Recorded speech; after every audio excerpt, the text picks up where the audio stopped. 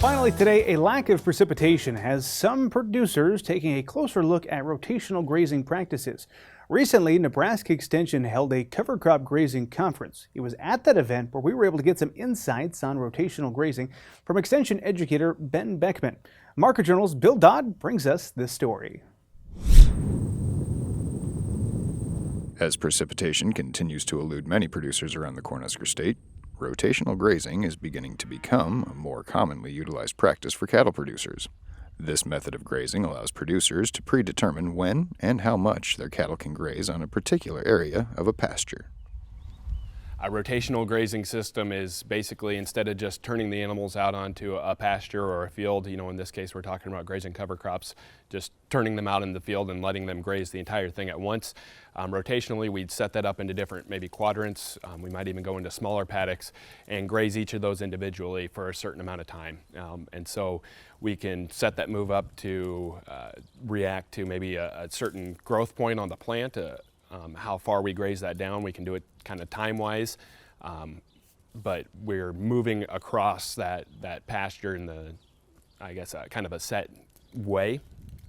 Strip grazing, a lot of times, is a form of rotational grazing, but it gives us a little bit more flexibility. And so what we're doing from that standpoint, it's a little bit more intensive usually. What we typically do is we have some sort of framework, so maybe we'll have some permanent fences making a really long rectangle, and then we'll have a temporary electric fence that we will take a strip of that and portion it off and let the animals consume, and then we'll move that fence ahead and give them another strip, and we'll just kind of keep going forward. The beauty with that compared to more of a traditional rotational grazing, we pretty much usually have more permanent fences, and so we're pretty stuck on how much we can give the animals at once. We can manipulate it a little bit by how fast we move through that rotation, but strip-wise, we can keep our stocking densities up, keep the number of animals up, but we can adjust that to meet the animal demand. So if they're eating faster than what we have been giving them in the past, we can give them a little bit more, or maybe they aren't consuming everything, so we can make that strip a little bit smaller and adjust it accordingly. While there are numerous challenges associated with implementing a rotational grazing system, there are also undeniable benefits that come along with this type of managerial decision. Are we using a temporary electric fence system? Where's the energy source for that coming from? Do we have a proper fencer that's going to actually handle the animals that we have?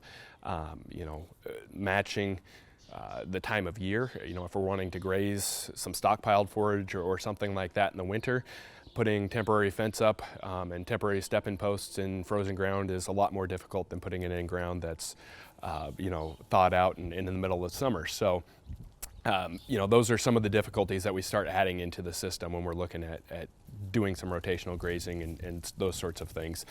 But from a benefit standpoint, we're taking the nutrients and we're putting it right back onto the field. Yeah, we're taking a little bit off in animal growth, but from urine and manure deposits around the field, we're basically refertilizing without having to do the extra work.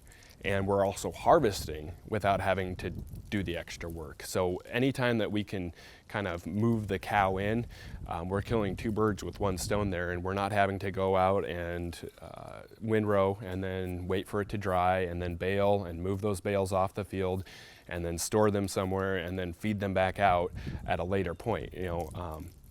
There's a time and a place for that, and it's definitely valuable, but if we can have the cow do all that for us, that's a lot of man hours, that's a lot of labor, that's a lot of wear and tear on equipment, that's a lot of fuel that we're saving.